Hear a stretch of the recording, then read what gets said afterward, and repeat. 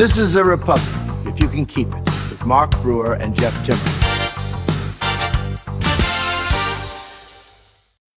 I'm Mark Brewer. Welcome to the Gaslighting Beats Having Actual Accomplishments episode of A Republic If You Can Keep It.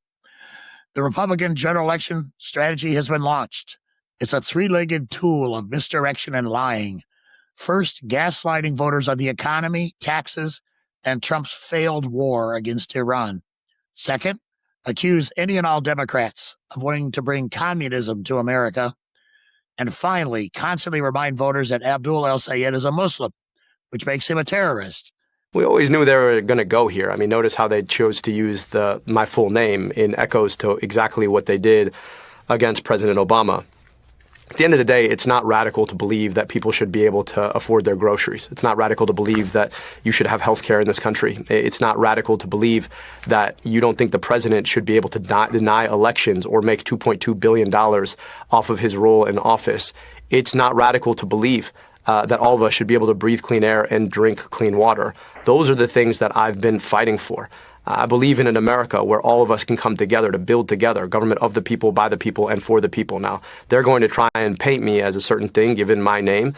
Yeah, it's going to be a very, very racist campaign. I'm Jeff Timmer. Trump gave Democrats another easy talking point this week with a bonkers executive order urging fewer vaccination for babies and children, something doctors, actual medical doctors, are vehemently saying will cause preventable deaths of children. Let me repeat that. Doctors say this will cause preventable deaths of children. But Trump's basis for the executive order, quote, some people have been saying things. And by some people, he mostly means Bobby Kennedy Jr. and his heroin brain-damaged anti-vax conspiracy theories. Meanwhile, state Democrats have kicked off their counter-campaign, beginning with a great show of unity with all of their Senate candidates endorsing Abdul el-Sayed, but now focusing on the actual state of the economy, health care, abortion rights, and Trump's unprecedented corruption. I think it was important for us to come together and, as I said in my remarks that morning, really focus on and remind each other, not just the candidates statewide, but all of us on the ballot this year, who we're fighting for, why we're in this. I shared stories about the young children I've met on the campaign trail who want to build their future in Michigan and see their place in that future. Moms who have to choose between childcare and healthcare right now, and that we have a responsibility, all of us, to improve their lives and to work for them. And we're up against a ticket, frankly, who doesn't have that same focus, who's more focused on working for their highest bidder, corporate interest, Donald Trump. And so our unity is found in the people that we serve and our desire to make their lives better. They've labeled the gubernatorial portion of their campaign the John James Out for Himself Tour. Across Michigan, we'll be talking about how James has stood in lockstep behind Donald Trump's agenda. While he's given millionaires like himself a tax cut and enriched himself in Congress through hundreds of stock trades. Put simply, John James is only out for himself. In Michigan, in just 82 days, we will be voting on whether to rewrite the state's constitution through a constitutional convention that would, without doubt, be rather kooky and crazy. It would start in 2027 and last who knows how long. Leaders all across the political spectrum, Republicans, Democrats, from every corner of Michigan, business and labor, they've all lined up urging a no vote. We'll be joined later in the podcast by two of the bipartisan leaders of the no vote campaign. And inflation remains still too damn high. Virtually everything costs more because of Trump's assault on American consumers and his hapless losing war in Iran, which have pushed the price of gasoline, diesel, and any goods that are transported, read everything we buy, higher and higher. John James, fresh off his victory in the GOP gubernatorial primary, has selected an election denier and MAGA goon from the legislature to be his running mate to top the GOP ticket in Michigan. The running mate's name is Jay DeBoyer. If you've never heard of him, you're probably not alone. He's a member of what I call the No Shit Caucus in Lansing. That's when someone says a name like Jay DeBoyer, and we say, who's that? And then we learn he's serving in the State House in Lansing, and we reply, no shit, I didn't know that. Let's start there. We've got a ticket that has emerged for the Republicans. There's been a ton of focus on the Democrats and unity and the Stevens El Sayed divide and all this, but we've got John James, Jay DeBoyer, and Tony Forlini, three of the four big members on the ticket who are all from Macomb County. No women. Really interesting. We haven't heard much from Perry Johnson, and all this talk about unity. How do you see the start of the race here as we start to see ads now starting from national third-party groups in the governor and U.S. Senate race?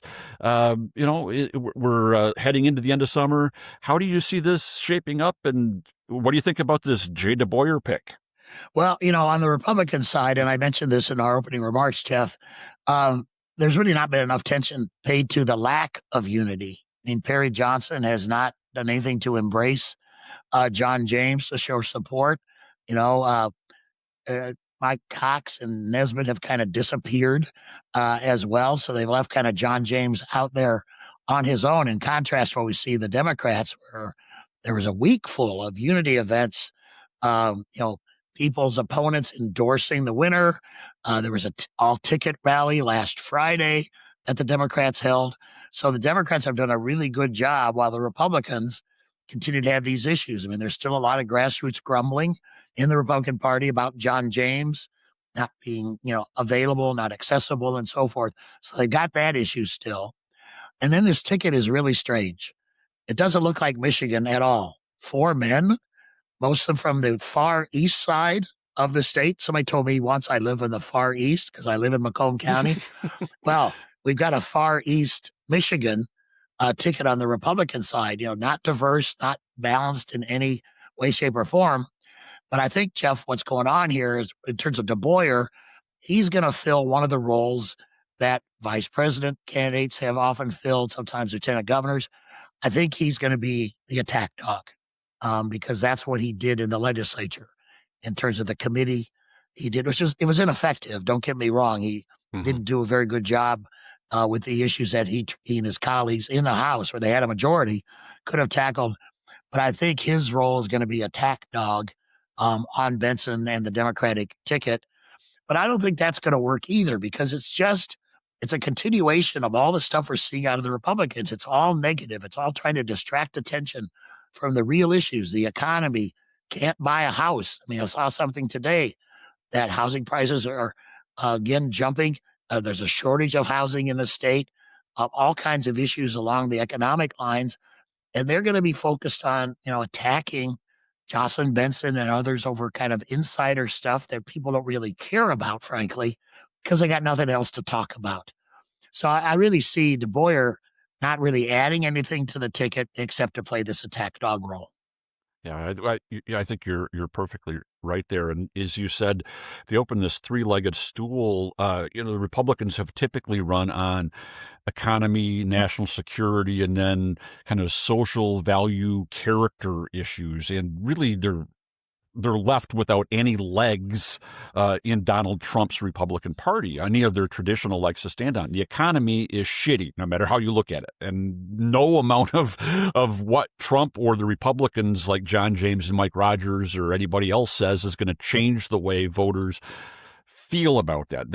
It's palpable. They're angry. They're anxious about the future. They're trying to afford groceries and gasoline and healthcare. And Trump just keeps, let's not say he's losing the war in Iran. He has lost the war in Iran. It was ill-conceived, no strategy going in. And the Straits of Hormuz are going to be dominated by the Iranians. The price of gas is going to continue to remain high as long as there's uncertainty and occasional flare-ups of missiles and explosions all over the place.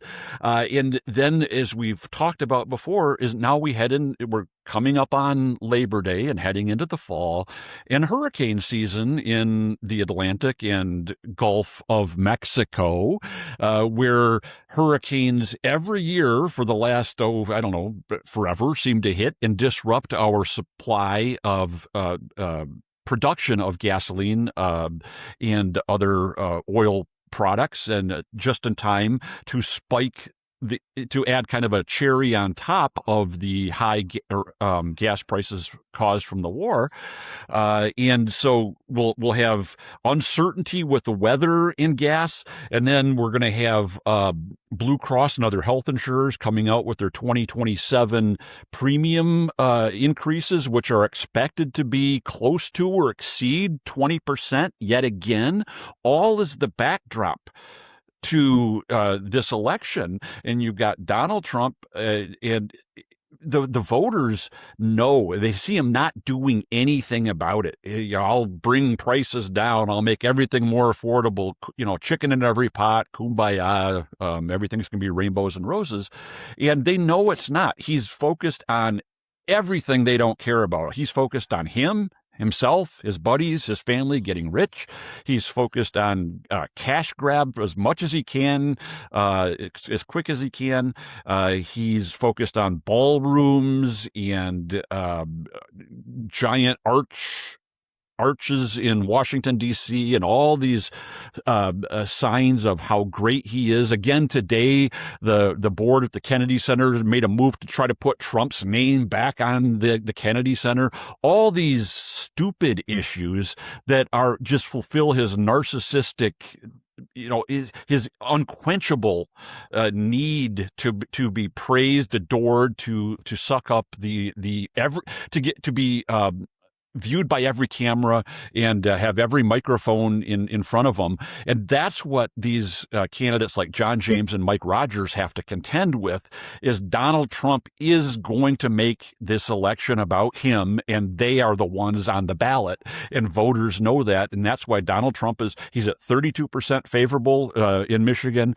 Overall, he's at 20% among independents, the voters who are going to decide this election.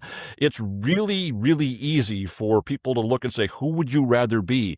Jocelyn Benson and Abdul El Sayed, who are not at all affiliated with Donald Trump, or Mike Rogers and John James, who cannot escape the toxicity that is like kryptonite to voters in Michigan when they go to the polls this fall. I think it's going to be really easy how this ultimately plays out, and I don't care about the narrative that the Republicans are pushing forward. Oh, Abdul's, he's a Muslim, therefore he's a terrorist. It's a double-edged sword the way I see it. The voters that appeals to, that they're trying to get out, low propensity racist whites who vote for Trump and don't turn out in midterm elections, well, they're going to, if those people are interested in voting, they also have to contend with, how does it hurt John James? Because John James isn't the kind of candidate that those racist white voters with low propensity are going to come out for and vote for. Yeah, no, Jeff, I think that's right. I'll add to your list of what Trump's up to. He continues his revenge tour. We saw this week that he's going after Lisa Cook, the Michigan State professor who's on the Federal Reserve. The Department of Justice has established a special grand jury in Washington, D.C. No doubt their targets are all these people that Trump thinks, wronged him over the years, and he's going to, use the Department of Justice as he has for a revenge tour. They continue to talk about and focus on the economy and focus on, their positive attributes. And I've been really pleased to see this terrific ad that Abdul El Sayed has got with his grandparents. It's a tremendous ad. That's something that needs to be done. Humanize himself. He's also got an ad out with his wife. That's great. Also focusing on issues. You notice that AOC and Bernie Sanders have disappeared from his ads. That's good, because this is an election about Michigan and Michigan issues. And also, I'm really encouraged to see candidates like Will Lawrence, El Sayed, and others focus on a grassroots effort as well, getting out and talking to folks like this tour that Curtis Hertel of the Democratic Party has just started, the John James Out for Himself tour. Get out there, talk to voters where they are, and that'll help, push back against all this negativity that we're going to see. But Jeff, I want to pivot for a second before we go to our guests and take a look at the bigger picture now that we have the Wisconsin results in this week. Another disaster in terms of polling. The overwhelming favorite for governor there in the primary on the Democratic side lost. Their polling in Wisconsin apparently was about as bad as ours here in Michigan, with the exception of our good friends, Bernie Porn and his outfit.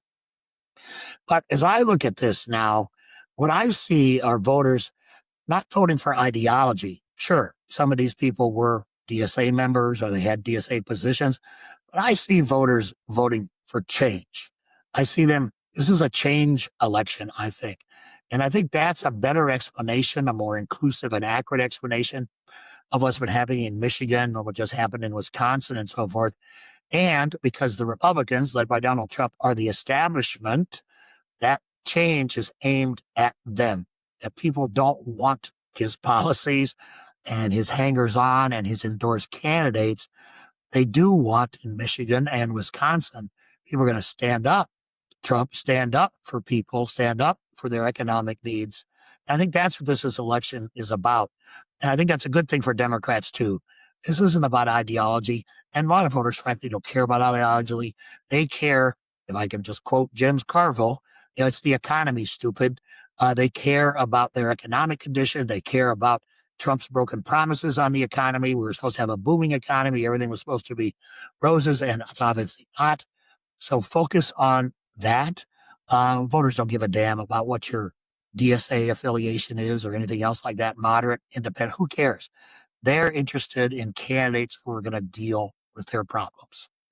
One thing that is, we talked about last week, but I think has not been factored enough into the analysis, not just here in Michigan, but saw it again this week in Wisconsin and in Minnesota, which also had very contested primaries on the Democratic and Republican side, is the enormous surge in Democratic primary votes. In Michigan, It was almost 50% more people voted in the August primary on the Democratic side than ever before in history, nearly 50%. I mean, that is enormous. And they didn't all come out to vote for Abdul El-Sayed over Haley Stevens. They didn't all come out to vote for Will Lawrence over Bridget Brink or Matt Masdam or whatever. There's enthusiasm and by the Democratic grassroots base. They are ready to crawl across broken glass to vote this November, and the Republican voters aren't. And I would be very worried if I was still in the business of Republican politics and helping elect Republicans. I would be very, very worried about these flashing red warning signs that we're seeing that just add to all the evidence that has accumulated since January of 2025, when Donald Trump resumed or returned to the White House. Special election after special election, Democrats overperforming by double digits.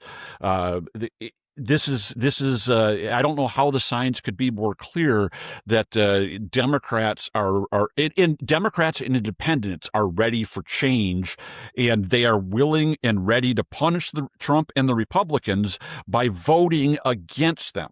Democrats shouldn't be reading necessarily too much of a mandate into whatever happens in November. They should just be glad that they're the beneficiaries of not being Republicans. Great points, Jeff. And I just would add to that before we introduce our guests, the fact that Republicans and their turnout was relatively low, as you point out. And I think there really is a lack of enthusiasm there. People kind of drag themselves to the polls. Oh, I guess I got to vote for John James. I got to vote for these other people on the ticket. But there really is a lack of energy on the Republican side, exacerbated by the infighting that we've talked about. More on a republic, if you can keep it, after these messages. Are you looking to stay ahead of the curve on Michigan's public policy landscape? Look no further than Michigan Information and Research Service Incorporated, or MERS.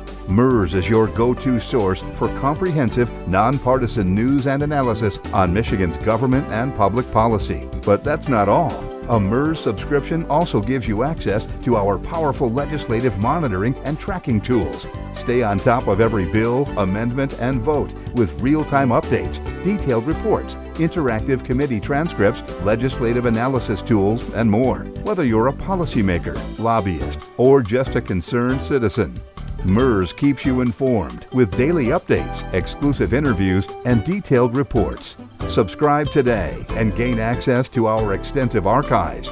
Stay informed, stay engaged, and stay ahead with MERS. Visit MERS.news to learn more and subscribe. That's MIRS.news. Don't miss out on the insights that matter most. When most of us think about polling, the focus is on those campaign polls telling us which candidates are winning. But the most important polls are for businesses, local governments, and nonprofits assessing the needs and wants of their customers or constituencies. Those are polls that guide policies and lead to institutional success. Those polls have to get it right, which makes the choice of a public opinion research firm critical. Epic MRA has been trusted for more than 4 decades to get it right. Our clients have included school boards, statewide nonprofits, corporations, as well as the candidates and news media who rely on us during political campaigns. Whether it's just a couple of questions or a full in-depth survey, we are here and ready to help. You can reach us at epicmra.com. As we mentioned at the top, the option of a rewrite of Michigan's Constitution will be on the November ballot as Proposal 1. That's because the current Constitution, adopted 62 years ago, requires a vote on having a con every 16 years. Michigan voters have voted on the question 3 times over the last several years, and each time it was defeated overwhelmingly. Joining the conversation, 2 well-known figures in Michigan politics who are among the leaders in the Vote No campaign. And full disclosure, I am working with the campaign as well, and as are many others. But joining us today, Democrat Mark Fisk is a partner at Byram Fisk Advocacy Communications, and Republican John Sellek is CEO of Harbor Strategic Communications. John Sellek and Mark Fisk, thanks for joining us on A Republic If You Can Keep It. And, so much of our audience, a lot of political insiders in Lansing or elsewhere, still don't understand the process. Why do we even have a con? Let's just start there, and we'll do the con 101 as we educate folks about what's happening. Great. Well, great to be here. Go ahead, Sellek. You can take that one. Good to see you guys. Yeah, thanks for having me, Mark and Jeff. Usually we hear about this whole process building up to something like this because of the petition collection process. And what most people don't know, I bet Mark didn't know, Mark Fisk, is that every 16 years, the Constitution is like the cicadas. They come out and they say, hey, you get to decide if we're going to burn down the Constitution or not. Right. And that's where we are this year. So there's been almost no prequel to it, like there is on a lot of other fights, the primaries to get candidates on the ballot for governor, like a lot of people failed that in 2022. None of that stuff has to happen here. This is actually a nice feature of our Constitution. Yet another reason we should keep it is that every 16 years, this thing comes up and we get to take a shot at whether we should change things. And part of our process here is to try to even just alert the public in general, as you know, Jeff, that this is happening. They won't even know. We don't want them to get to the ballot box and go, wait, what's this? So that's what we're working on now between now and November 3rd. Right, because even though it's largely, at least so far, been unopposed this year, there's not an active campaign against it. But unlike an unopposed candidate, the opposition does appear on the ballot. Yes remains on the ballot, even though we want no. And so the opponent's there regardless.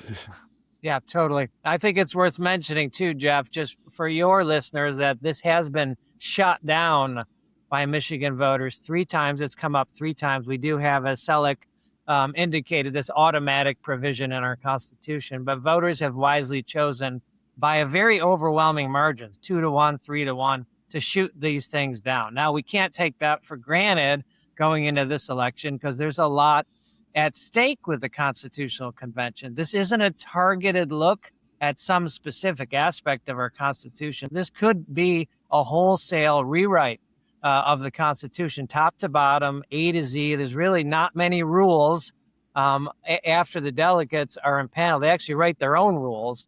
And so it's just rife with the potential for special interest to hijack the process and to use this process to tear apart the Constitution. It could be 2 years, by the way.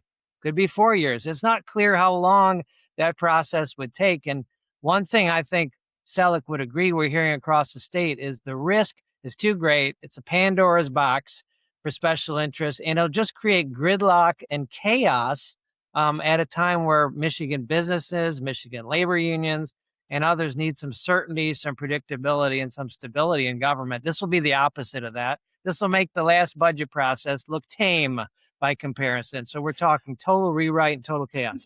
You know, there's folks out there who said, look, government's broken. I don't trust government at any level. What do you say to those folks who just want to kind of blow it up? Well, I mean, how do you tell them that's a bad idea? Well, there's no doubt that people are either angry or fearful or some weird mix of both. I got to find a better word that combines it all.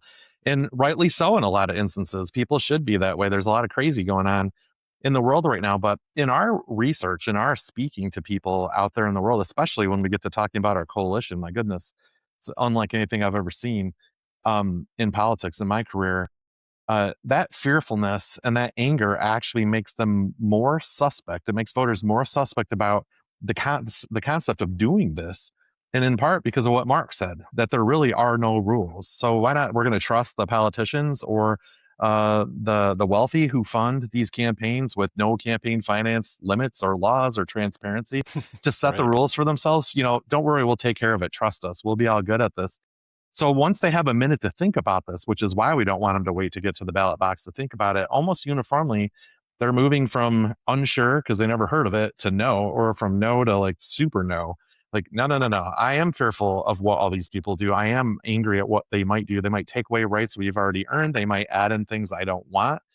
It becomes an uncertain thing. And so I think that's hard for people who haven't been as involved in this process as Mark Fisk and I have been, and you, Jeff, to know that fear and anger thing is there, but it serves sort of a different purpose here than what outsiders might suspect. I would also say, Brewer, if I could, that while voters rejected this in the past, I think from our standpoint, we can take nothing for granted. This is a different climate, economic climate. People are extremely angry. They're very disaffected with government and institutions. I mean, the list goes on and on. So it's rife for the possibility that people say, hey, let's just tear it apart and throw it out there. That's why we got to get the word out.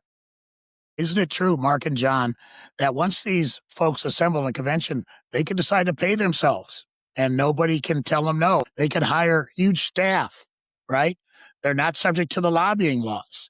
So there could be all kinds of lobbying of these folks going on and nobody would ever know. Is that all true? That is all true. And one other thing that should give people grave concern is it's our understanding that the typical campaign finance laws that govern politics and campaigns do not apply in the same way to a constitutional convention. So there could be a scenario, we've been told by some analysts, that there's unlimited money pouring into these efforts. And just after we're done with what will probably be a watershed election in Michigan, we're going to have another election, a primary and a general. Two. Yeah. And next year. Yeah. And 148 of them, actually.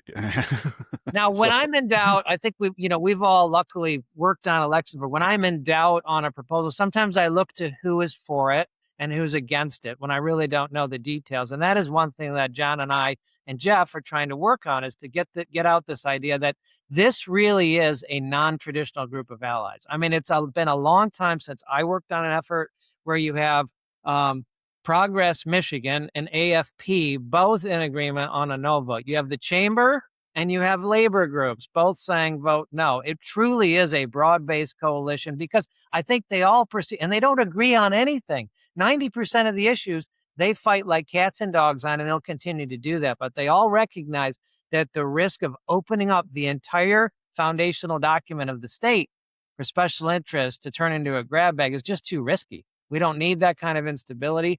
And God knows what kind of product comes out of that process. Well, when you think that we could put all these people into the same room that on any given Tuesday would erupt into a fist fight, a very uncomfortable situation to say the least. And they're all saying also that, I mean, if we pulled all these organizations that are on board, and we're almost to 35, I mean, every major group on everywhere you want to cut the division, left, right, up and down, front, back, labor, business, whatever you want to say it is, they're there, they're in there. if we polled Mark and Jeff, every one of these groups and said, is there something in the Constitution you would love to be able to switch tomorrow if you and only you could get under the hood of the car and do it? They'll all say yes. Of course, there are things they want to do. And these groups seemingly have access to massive resources to be able to do things like that if they wanted to, yet not one of them is willing to take the risk of, like, as Mark Fisk said, to open the Pandora's box, because they don't feel like they can go up against, even in their combined power, what may be out of state millionaire or billionaires coming in to make these decisions for us. They're going to run a whole slate of 148 people we probably never heard of. And then they're going to disappear into a room somewhere in Lansing and do whatever they want for a while and expend a lot of money. That's actually been a real concern for people that we talk about. Up to at least 80 million to run this thing. But like Mark Brewer just said, hey, they're going to start paying themselves. They could give themselves pay raises while they're doing it. They're doing such a good job, right? So and they could be paid by outsiders. They could be paid by these special interests. They could take, things like the lobbying laws, conceivably even public corruption stopgaps laws would not apply here. That if somebody wanted to be on the payroll and go vote as, we will tell you we want you to vote a certain way. There is no prohibition in the Constitution, the current Constitution, or in statute that applies to con delegates. The Open Meetings Act and FOIA do not apply. The only thing that's clear is the Constitution says the convention decides what rules apply to it. It's A to Z. This is a wholesale rewrite. And let's not also, fail to remember, it's not just what they might do proactively in terms of policies or agendas they want to enact. They can undo things too. They can take away hard-fought protections and rights.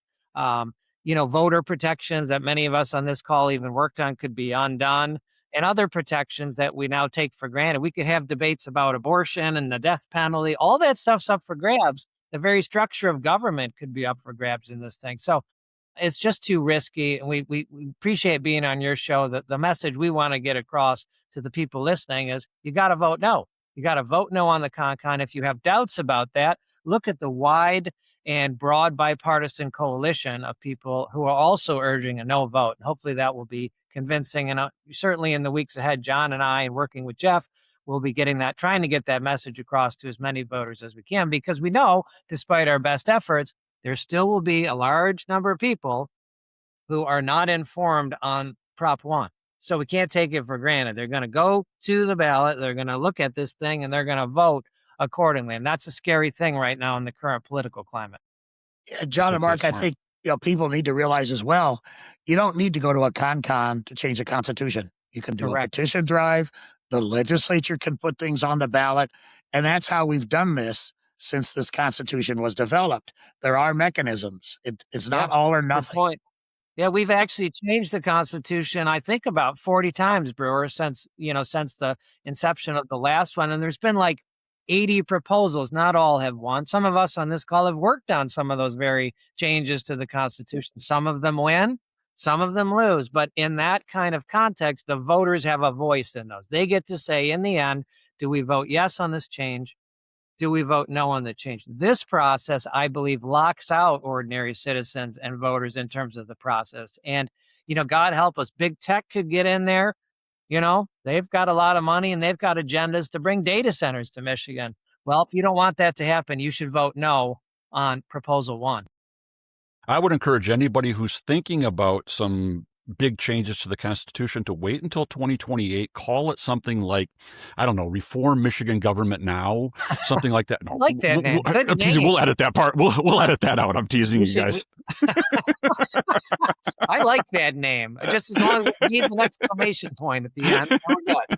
Yeah, well, if you are unsure and you do want to learn more about this effort, you need to go to our website. It's at protectmiconstitution.com. There's a ton of information there, not only about the why are we here, why is it a good reason to vote no, because you should, but take a look at that coalition. I hate to beat a dead horse on that front, but at 35 members, we've all worked on a ton of coalition work in Lansing that tends to be more specifically tailored to certain issues that are smaller. And I've just never seen this broad of a coalition of groups like you talked about earlier that normally wouldn't even, say hello while they pass each other on the sidewalk, and they're actually working together. Yeah, we've got, like you say, labor and business. There's Planned Parenthood and Citizens for Traditional Values. There's the Coalition Against Parochiade and the Michigan Catholic Conference. I mean, these are people who, they're in mortal combat. This is like Harry Potter and Voldemort being in the same coalition, depending on which perspective you can label the group, accordingly. So thank you for joining us this week. I know that everybody's pressed for time, and we'll respect that. That's a wrap for this week. Mark and I have to catch up on our Karl Marx reading list, since apparently we, like so many others, are now officially communists. Yeah, Jeff, that Hegelian dialectic always puzzles me. I've got to figure that out. But anyway, if you are listening to us without the added joy of pictures, there is a remedy. Add to your weekly dose of podcast arrangement syndrome by subscribing to our YouTube channel. There's a link on our website, arepublicpodcast.com.